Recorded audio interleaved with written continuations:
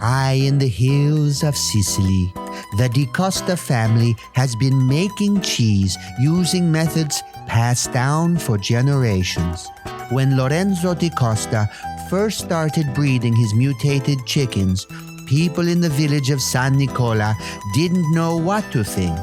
But soon, the udders on his chickens were producing the rich, yellow chicken milk that gives Di Costa its unmistakable neurological flavors.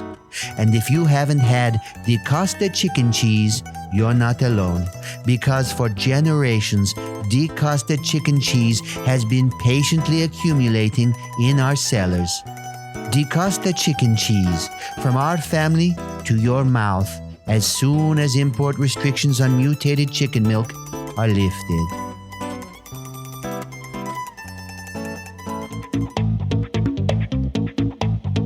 You're listening to Questionable Material, produced in New York by Jack Helmuth and Brian Sack.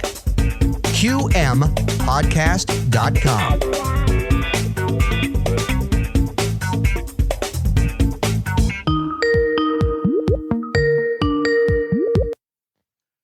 Recruiting office. Hi, I was wondering what your requirements are and if they've been lowered yet. Well, it depends on which branch of the service you're interested in. Do you have a preference? I mean, there's Army, there's Navy, there's the Air Force, Marine Corps, there's Space Force, there's Fun Force, there's Spec Ops. Maybe if we just go back one. I'm not I'm a big fan of being alive, and I was wondering maybe if Fun Force was something that might be a little bit more my speed. Yeah, well, actually, Fun Force was started because there were a lot of people who had a problem with putting themselves in danger. Yeah, they liked the concept of the military. They liked the concept of serving your country and people saying thank you for your service, but they didn't want to risk their lives. And here's the thing. Yeah. When I go to airports, I want to wear my fatigues and everyone to smile at me and to have people offer me their first class seats because I'm in my fatigues. But now here's the key component of that. I don't want to fire guns at people because then they fire them back at me. Yeah, well, that it is a huge issue in the military where people do return fire. Yeah. We've hated that for a long time. We haven't known what to do about it. We've asked kindly if they would please put their arms down, allow us to come in and kill them as necessary. And does that not work? It doesn't work. You very seldom get any kind of monsters. Yeah, nobody seems to work with you. And again, I love my country, but it's more like I love my country, not like love my country. So this really is feeling like a good fit for me. Yeah, well, this is really good for people who do kind of love their country and don't want to fully commit, don't want to make the ultimate sacrifice, but do like the swagger you get when you have fatigues on and people looking at you like, oh, you're serving your country, and you can be like, yeah, a little bit. Yeah. I mean, I don't mind a few sacrifices like doing the dishes more often than is my turn. Ultimate sacrifices are not my bag. Yeah. And we that is an overwhelming comment we get when we send out surveys after any kind of battle with fatalities. The after action report comes out and there's always a little survey at the bottom. How was your experience in this battle? And there's a happy green face and there's a angry red face, and then there's a neutral yellow face. And it allows me, and almost always when there are fatalities, we get that it was a negative experience. They are not happy about it. And we try to work with them. That's why Fun Force was created. I was wondering about, some of the duties that will be required of me. In Fun Force? Yes, please. Well, I mean, obviously, you're deployed anywhere in the world that Fun Force is needed. You might be deployed to, say, Euro Disney. Oh, to protect. That's the ultimate sacrifices, right? Yeah. So you're going to be in France. You might not like it there, but you're going to make sure to protect the amusement park. Legoland, you might be sent there at a moment's notice. Okay, go on. Pretty much anywhere, like beaches, you'll defend the beaches for tanning. Now defending, I mean, okay, so fine. I understand that I'm serving my country and that I'm sacrificing a lot. This already feels like too much, but how am I defending these places? Well, I mean, if you see an enemy of fun, so say Taliban or ISIS or Al Qaeda, if you see them strolling on the beach, you're going to go right up to them and just wave your little finger at them. And they're going to see those colorful camos. And they're going to know you're backed up with the full United States military and that you're with Fun Force. And, these guys, they wouldn't know fun if fun came up to them with a sweatshirt that said fun and said, "Hi, I'm Fun." These guys don't know fun. No, I guess not. I was thinking that I would go to one of these places, even a shithole like Euro Disney, and I would go and wag my finger at like a dad who's sort of being a downer and explain to him like, "Sir, this is just meant to be a fun place for everybody. Just cool out. Maybe go easy on your kids this week." But you're talking about like actual armed combatants. Well, it has been known to happen. If you are deployed, if one of our Fun Force forward divisions, maybe in North Africa, as happens, there is some kind of activity there that is we call it quite negative in the Fun Force lingo. Negative people, negative types. I guess my last question, the thing that's always kept me from putting my name on the dotted line is basic training. Right. I think I'm nervous about what that would do to my body. I'm not in great shape. I'm going to be honest with you. So, what is basic training like in Fun Force?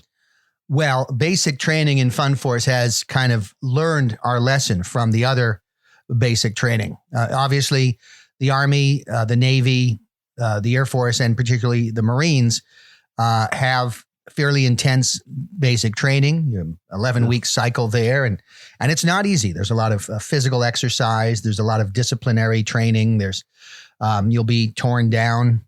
You'll be called names like maggot and loser.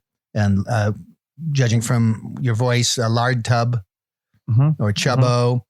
And this is hurtful, and we know this. And it's useful in building soldiers who are going to go out there and fight. But if we're building a soldier who's just going to be out there to defend fun, it's going to be a different kind of training. So it's all more about de-escalation. It's about inviting somebody over for coffee, about getting to know something you have in common with that person. Okay. You're not going to fight them, so you might as well talk about books you like. So it's okay. So there's like library time and quiet time and free time and like maybe a manners course, some sort of like etiquette. Yeah, well, that's a weird way to pronounce it, but yes, etiquette. And there's nap time. Oh, that sounds really appealing because that's something I've mastered. I just ended a training session of nap time, and I'm about to start another. What's the pay like? The pay is a little bit different than you're probably used to. We don't do money. We pay an exposure. Like to social media exposure to get more followers, that sort of thing? Well, we'll spend a lot of money on billboards. That'll say, what's your name? Tim McGuffin. So there'll be a billboard somewhere in the country that'll say Tim McGuffin was great to work with from Fun Force. Oh. And you just kind of hope that turns into a job. So if I were to go apply for a job in Omaha, Nebraska, which I'm nowhere near, I would potentially get it based on the billboard you place there. Yes. Okay. That's a really stupid idea. Thank you. Hey, Brian. Yeah. You know what we don't cover enough on this show? What? Music. You're right, Jack. We don't cover music. And I was just thinking that the other day. Well, why didn't you say that when I asked you what we don't cover? You just sort of punted it. I was practicing being a congressman. Okay. I've noticed that we don't do enough music, as clearly you have as well. Yes.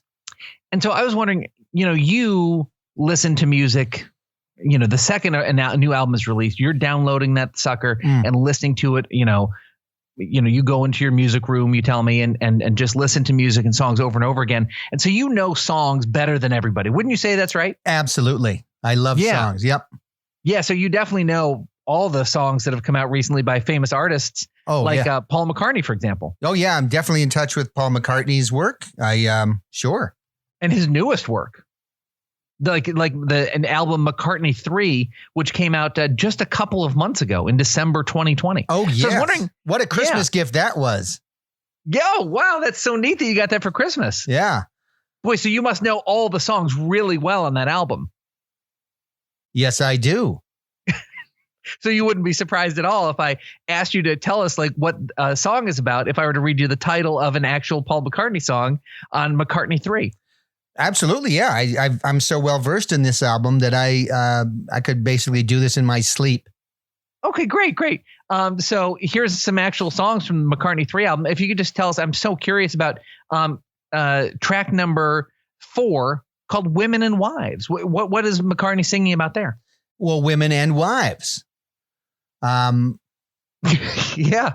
Good. Well, I was wondering maybe for this segment, we would go like a little bit deeper. Yeah. And sort of like, sort of dissect, where the song goes, sort of like the path of the song instead of just maybe repeating the words of the title. Yeah. This is, he's older. He's older. Mm-hmm. He's in his 80s.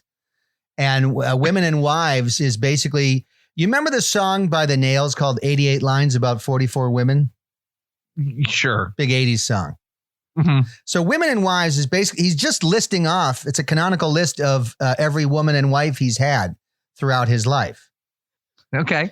And so it's basically, it's almost a form of challenge. He's challenging other musicians to list off their accomplishments as far as with women and wives. Oh, nice. And so the song, is, oh, and then there was Barbara, and then Linda and I got married, and then there was Kate and Stevie, who's a girl, and blah, blah, blah. Yeah, and he just works his way through. And it's incredible because, I guess being a Beatle made him attractive to a large number of women. Oh, that's interesting how that works. Yeah, so it's a 14-minute song. It's a 14-minute track. Yeah. Wow. It's the kind of song DJs put on when they have to run to the bathroom because they don't want the record to end and they're still in the stall. Right. So 14 minutes is plenty of time for most of us. Of just him listing his conquests. Yes, it's one conquest after another, and he'll make little rhymes about them. There was Debbie, she was a little heavy, but I let her take off my shirt. That kind of stuff. That's man, he fat shames the women he bangs. Some of them, yeah. Wow. Helen was like a seesaw. I went up and down on her belly. Oh, I didn't like it because she's kind of smelly. She had fat folds she didn't clean. She never once would clean. And that is why Helen and I are no longer in a scene.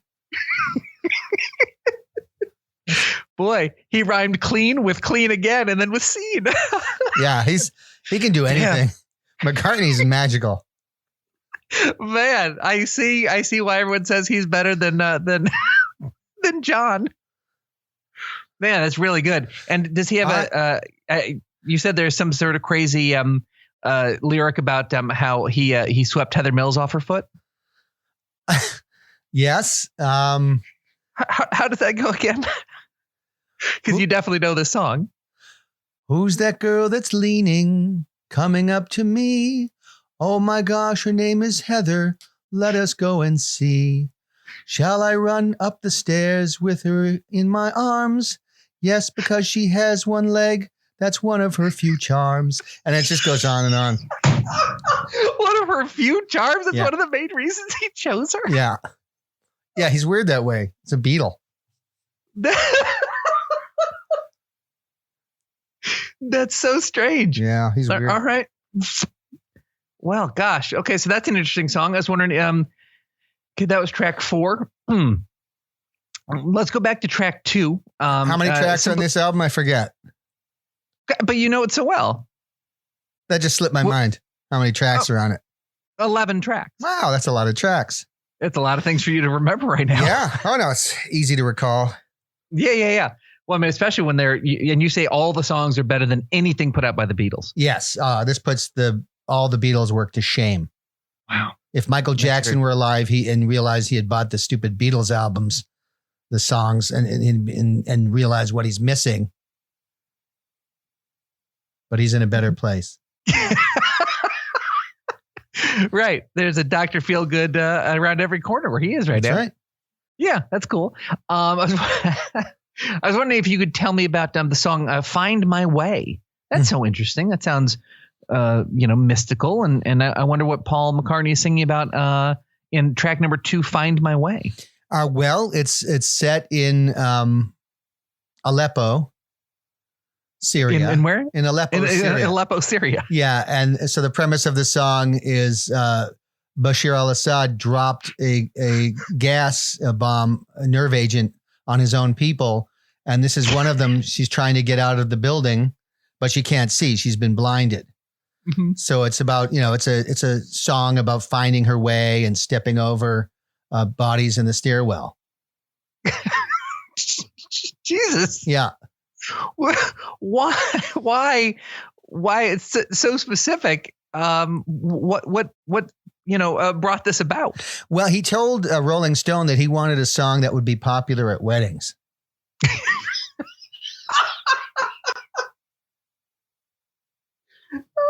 Yeah. Uh-huh. Because it would make people think, oh, we're having such a great time. But, thousands of miles away, here are these people having a terrible time of it. Just there's no buffet. There's no free wine. Yeah. Just a buffet of death and pain. Yeah.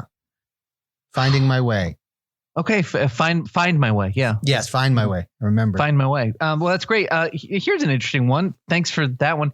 And this is true. Track 5, right after Women and Wives, which, by the end of that 14 minutes, we want to hear something else. Right. A song called Lavatory Lil. Lavatory Lil? Track 5 on McCartney 3 is a song called Lavatory Lil. Yeah. And so, as you know, so you must know about it, and you could tell us about it now. Yeah. So Lavatory Lil is a song. So this is about growing up in Liverpool. And there they had bathrooms that were, and there'd be like a woman who would be in charge of usually they're retired. Okay. They're retirement age, but it's just, they kind of make sure the bathrooms are clean. Mm-hmm. And you go in after, after your visit to the pub, and you use the bathroom, and then you toss a little coin there in her little dish, and she thanks you. And a Lavatory Lil is about that, and he gets to know her over time. You go to the pub, then go to the bathroom, leave her a coin here and there, and then at one point he was out of coins. Right. And he said, I feel terrible. I don't have any coins to give you. And she goes, well, there's something else you could give me. Okay. What would that be? And she has no teeth. And he said it was remarkable.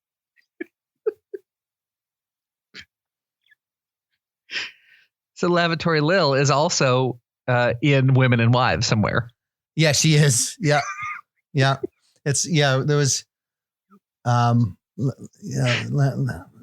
trying to think where it was. I mean, it's earlier on because he was younger. He was a younger lad. I know you've got a photographic memory, so I know you can find it. He was like 18 or 19. First there was that time with Willa, then my favorite Lavatory Lila. Yeah. Track 11, the final track in the album.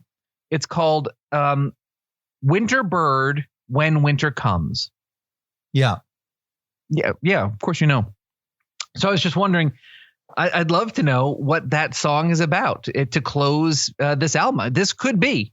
We don't know. I mean, Paul is 78, not 80, which, I'm sure a music fan like yourself actually knows. Yes, of course. But this could be. Yeah. He's an old man. This could be the last original song in his entire epic catalog. Yes. So what is this song, Winter Bird, When Winter Comes? What is it about? It's about his friend Steve Winter. And Steve is suffering from a terrible, terrible disease. Okay. That anytime he ejaculates, he turns into a pelican. Of course. Of course. So Winter Bird, When Winter Comes. It's sad. And Steve, of course, is very upset about it because it frightens the ladies. Mm-hmm. He doesn't have a lot of follow-up dates, if you know what I mean. Yeah, I know. Women are spooked when you turn into a pelican. Yeah, I imagine. There's that grumble and growl and then the weird face. And then suddenly you're a bunch of feathers and your strange sticky legs. Yeah. Big gullet. Yeah. Well, I mean, it's a great way to make sure you get yours and then don't have to put any effort into making sure that they've gotten theirs. Yeah. That's the only benefit, according to Steve, is that he literally just flies out of the place. Classic tale. And the last song Paul McCartney may have ever recorded of original content. Yeah. Boy, great job, Brian. Thank you so much. Thank you, Jack. It's a pleasure. So, Brian, America is talking about this past Sunday's huge interview on CBS between Oprah Winfrey, and I think I'm pronouncing that right, and Prince Harry and Meghan Markle. That's right. They got paid $7 million for that interview. Yep. So, and good for them. I've been worried about those two not, having enough. So, and it bothers me because I've been doing interviews for free. Really? Yeah. That's That's so terrible. Yeah. But I thought in the time of equity, how is that fair? I don't know. This guy, Keith Malignac, he said, "Can I interview you?" And I said, "Yes, you may." And there was no talk of me getting $7 million. So I need to maybe follow up. Yeah, I'm going to follow up with Keith and find out what's going on with that.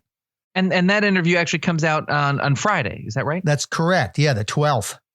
But maybe it shouldn't. Maybe Keith's podcast shouldn't be listened to because he's not being equitable. Maybe I'm going to hold out. I'm going to say, did I sign a waiver allowing you to put my voice on the interwaves? No, I did not. $7 million or no.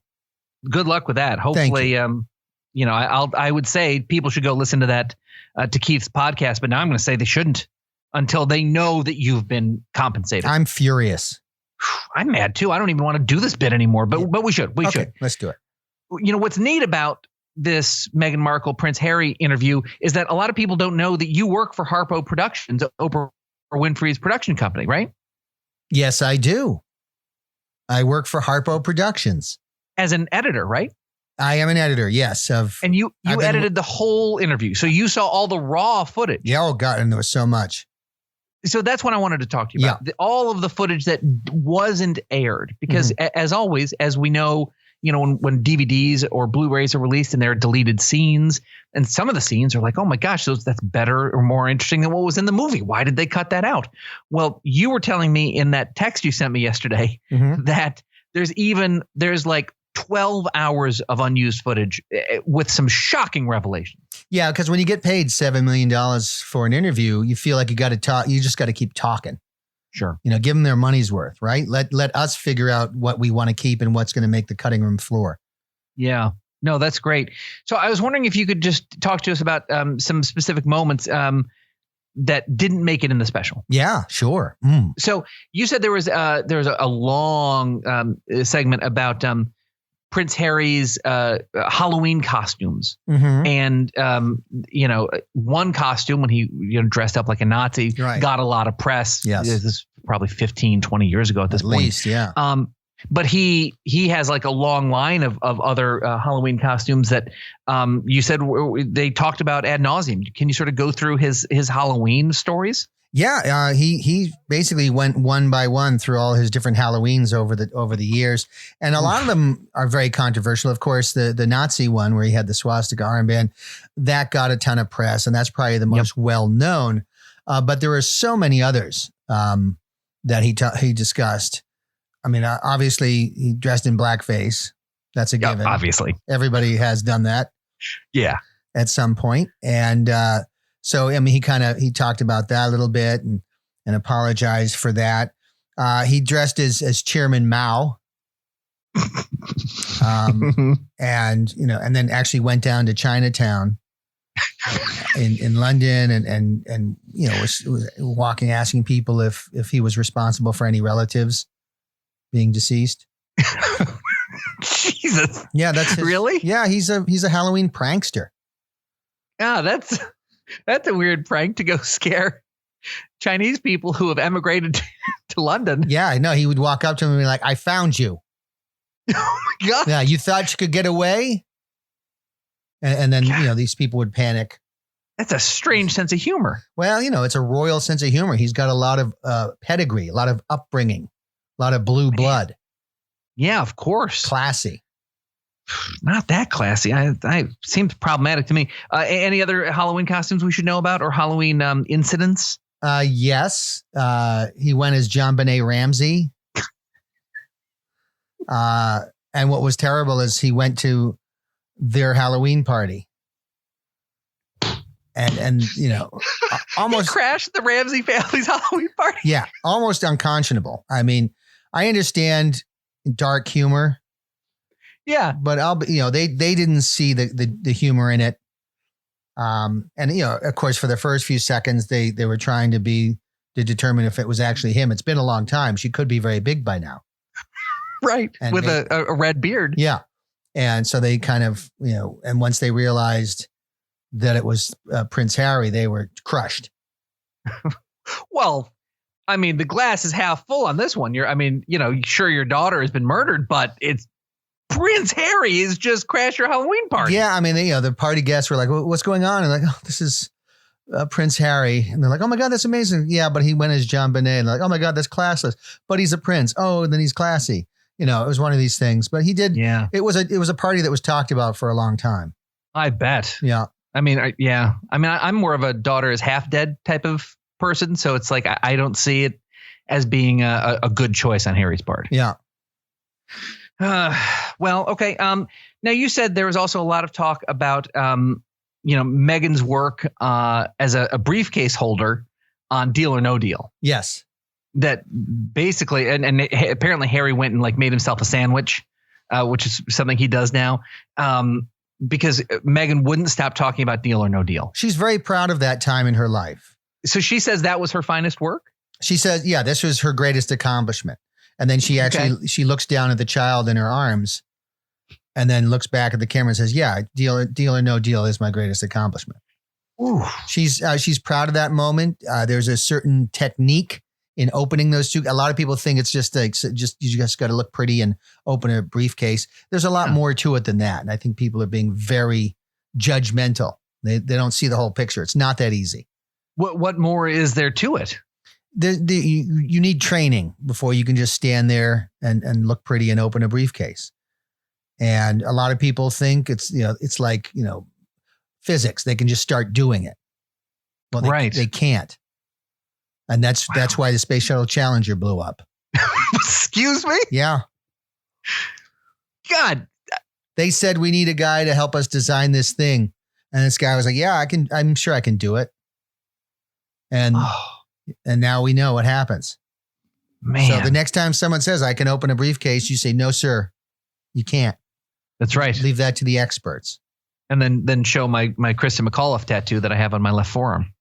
It's on your left forearm? Yeah.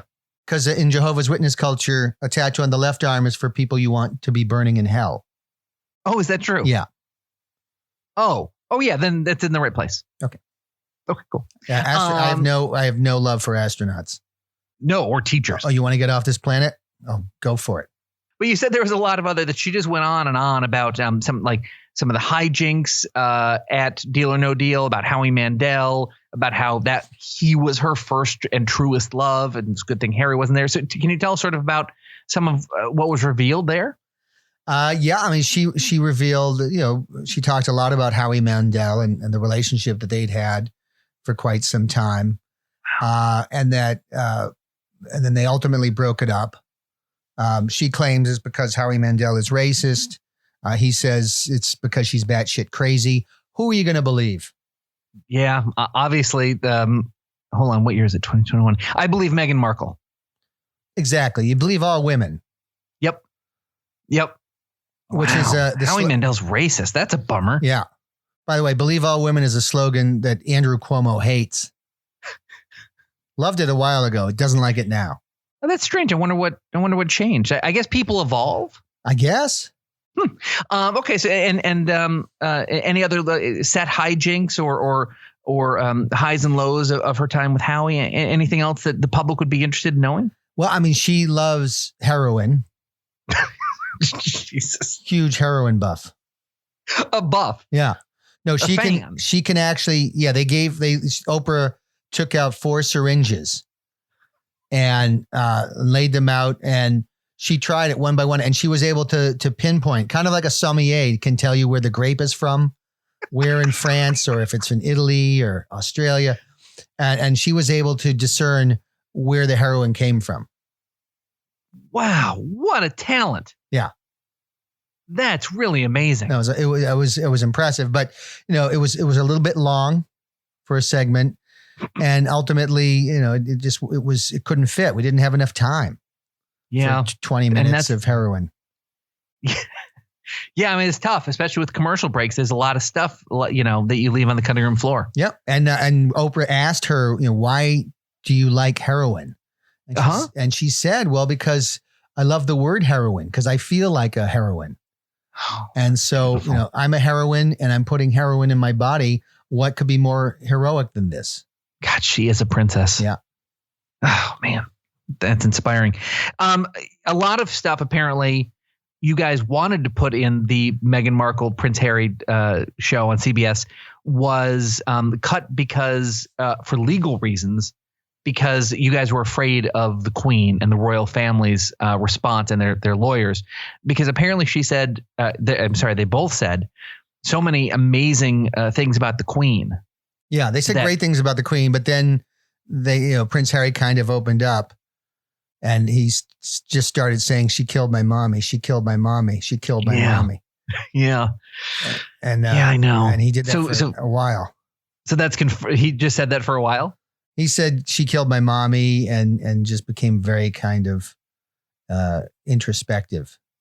And then he got a phone call and his demeanor changed. And he said, I love my grandma. That's so interesting. Yeah. Wow. And he apparently opens up about some of the Queen's hygiene habits and some curious things that they do to the Queen to quote upkeep her. Well, her skin has to be reapplied every morning because a lot of it, she sheds skin. And, with advanced age, this happens. You wake up and there's a big sheet of skin on the floor and you're bleary eyed. Oh my God, where's that from? You look around, you see a missing patch. And that's when you call Hargreaves. Hargreaves? Yes. And who is that gentleman? He's the head skin putting on officer. In the Queen's administration. Mm-hmm. So he knows where the skin goes. He knows her body, better than her husband. Sure. At this point, things slip when you get older, as we notice. We've seen this with our presidents. As you get older, you start forgetting things. Your Secretary of Defense, where you're standing, don't pull the dog's tail, stuff like that. All right. Well, yep. Well, thank you so much, Brian, for sharing some of these royal secrets. Thank you, Jack. I love having royal secrets. I love you having them. You might say I'm a royal knower of things. You wouldn't say that because you would ruin the segment. Everyone had a lot of fun during that last segment. Then you'd say that and ruin the fun. Well, that's royally disappointing. God help me. Jack. Yes, Brian. Monetizing a podcast, it's a dream, right? The dream. Well, I have an opportunity. Really? Yes. So apparently you can make money reading obituaries on your podcast.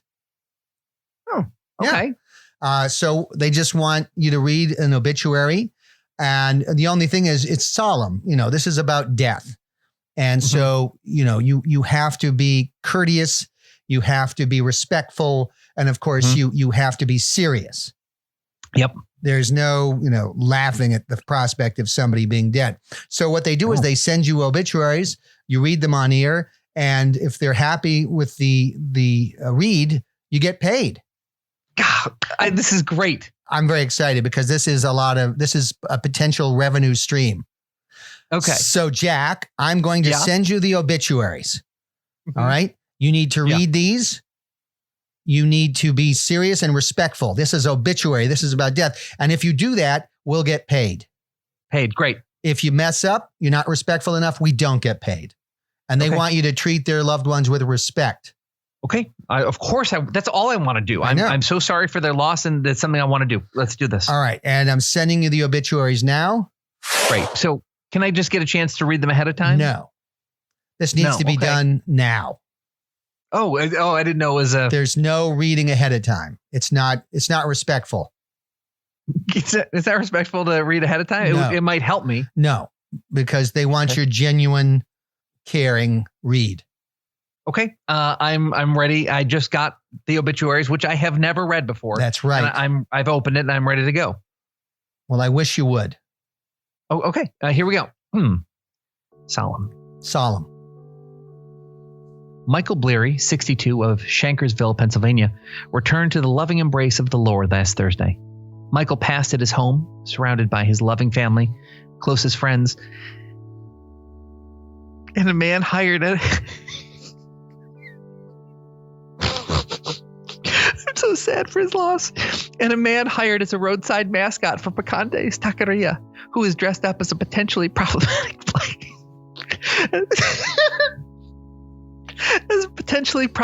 blackface taco. Michael was born in Millsburg on August 24th, 1958, the son of Melvin and Amanda Bleary. He graduated from Millsburg High School, where he excelled at basketball. He was affectionately nicknamed Snapperhead because of his locker room habit of using his towel to whip teammates in the penis. After graduating, Michael enlisted in the U.S. Army and proudly served until he was discharged as a corporal. Afterward, he moved to Shankersville where, being an entrepreneurial sort, he founded the I Have a Truck and Can Help You Move Your Broken Down Car Company, before later changing its name to Mike's Towing. Michael is survived by his high school sweetheart, Rebecca Hafferty, and their children, sons Michael Jr., Mike, and Count Micula,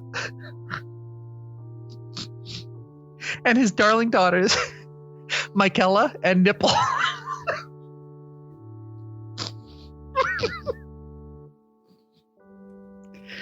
Their seventh child was summoned home to the Lord during childbirth, but had he lived, they would have called him Survivor.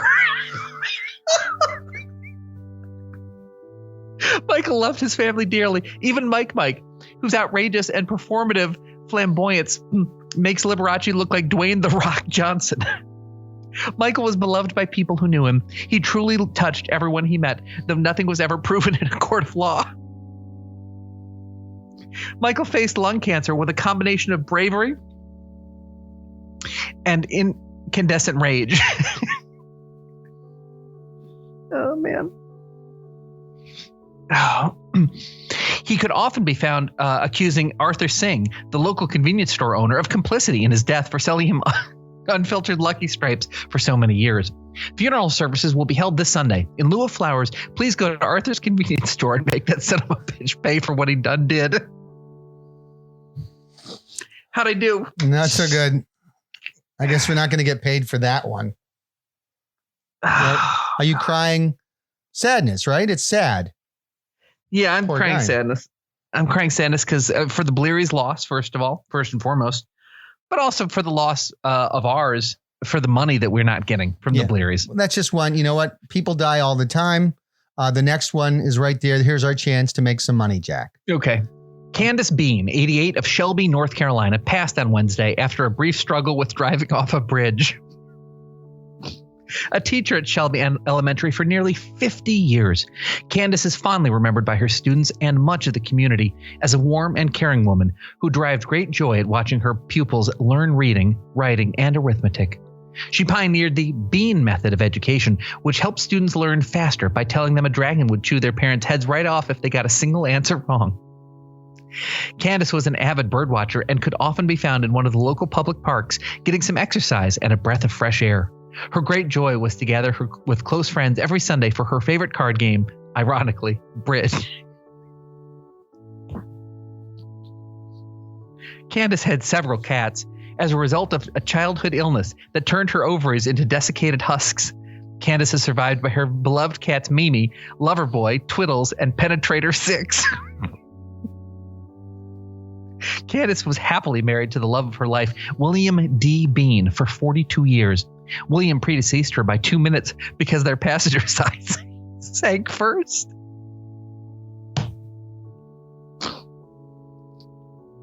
A memorial service will be held this Friday at the Shelby Elementary School Gymnasium. Donations in memory of Candace should be directed to the St. Francis Cat Refuge, with the understanding that $8 buys the cats one more day alive. Sad for Candace. Yeah. And sad for us. Yeah. One, it's very sad for us. I'm sad for Candace, who ironically loved playing bridge. But also her husband. I mean, I'm sad that, I'm sad that, what's his name here? William Bean. I'm sad that William Bean doesn't get an obituary. It's too bad that the family is playing favorites. It's tragic. Okay. All right, I'm ready for the next one. Let's get this money, Brian. Let's get this money right now. Respectful, serious, somber. Solemn. It's an obituary. Okay. Obituary. I got this. Jean Ray Davidson, 55, of Prescott, Arizona, passed away unexpectedly Tuesday morning, right around the time residents of Prescott lost power. Jean loved his job as a linesman for Apps Electric, where he'd worked for nearly 30 years. He loved getting up early in the morning, donning the overalls he'd had custom made with metal threads. And he loved working barefoot, eschewing rubber-soled shoes in favor of direct contact with the ground. Not a day went by that Jean didn't love throwing water balloons at transformers and prodding them with barbecue forks. He was a loving husband to Donica Mayweather Davidson and a devoted dad to Steve and Wendy. He could often be seen spraying them with water and pushing them into cattle fences. Jean loved that his job allowed him to enjoy the outdoors all day long. Whether basking in the warm Arizona sun or threatening a lightning storm with a long metal pole, friends and family all agree he was at his happiest when he was out in nature. Jean was a man of faith, actively involved with Prescott Methodist Church. He loved country music, his dog Sparky, and wearing a blindfold while working. His biggest dream was to meet Garth Brooks and hold his guitar while standing in a wading pool. A memorial service will be held Thursday via Skype. Cremation will take place at a later date when power is returned to the greater Prescott area. I think there's a screenplay in there. Could be. There's not money there, though. Yeah, I know. Jean Ray Davidson, 55, of Prescott, lived a strange life. He did. But you know what? He seems happy. I feels like he wanted to die. So in this case, I am happy for him. All right. Another chance. All right. I see that this is the last one. So this is my last chance to make some money for this podcast. Make some money. Right. Here we go. Solemn. Martin Delasky, 97, of Levittown, Long Island, passed away peacefully on Friday at the Levittown Senior Rehabilitation Center. Martin was born to Miroslav and Greta Delansky in Warsaw, Poland in 1927. He was the youngest of 5 children. A resistance fighter during the Second World War, he was captured and imprisoned at the Buchenwald concentration camp. There, Martin teamed up with several doomed friends for the Deutschlafs Uber Allies improvisational comedy troupe. Martin and his constantly rotating cast of performers brought a lighthearted atmosphere to excruciatingly long roll calls, beatings, and reprisal killings. Shows typically lasted from 30 minutes until a guard gratuitously murdered one of the performers. When Buchenwald was liberated in April 1945, Deutschlafs put on a show for U.S. servicemen entering the camp. Martin pretended to be a shoe salesman with a foot fetish. The performance was well received by the liberating soldiers until they noticed all the bodies and got sad. Martin emigrated to the United States after the war, where he worked for a furrier. He married Yvonne Scholar in 1957 and had 4 children, Ziggy, Barbara, Joseph, and Becca. His children remember him as a loving father who used to wake up screaming that Germans were coming to kill him. Martin's passion for performing resurfaced after many years, and he formed the Levittown Laugh Senior Center improvisational comedy troupe. Though we often told the same joke 8 to 12 times, it was always received as though it was being heard for the very first time. Martin greatly appreciated that his audience often died of natural causes and not because of Germans. A celebration of life will be held at the Levine Memorial Chapel. It will be largely improvised, so please don't yell out "used condom" when they ask for the audience for suggestions.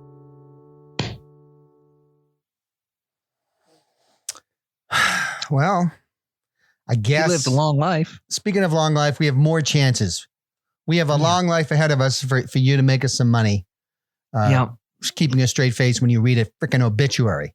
It's a little disappointing. Like, if I could just read these ahead of time, I could probably control it. It's not respectful. Wow. Okay. That's a shame. All right. Well, review the podcast, please. Or don't. And you know what? The new thing, Jack, they don't have subscribe anymore. They're phasing out subscribe. Really? Yeah, Why? it's going to be follow, because 47% of people who aren't familiar with podcasts thought that to subscribe to a podcast cost money. Oh, so they're changing the terminology to follow. So follow our podcast. So now people won't think they have to pay money. Well, I wish they would. That would be great. Yeah. Subscribe to our podcast. That was questionable material. Make sure to subscribe to the podcast. Follow. Make sure to review the podcast. Make sure to visit qmpodcast.com.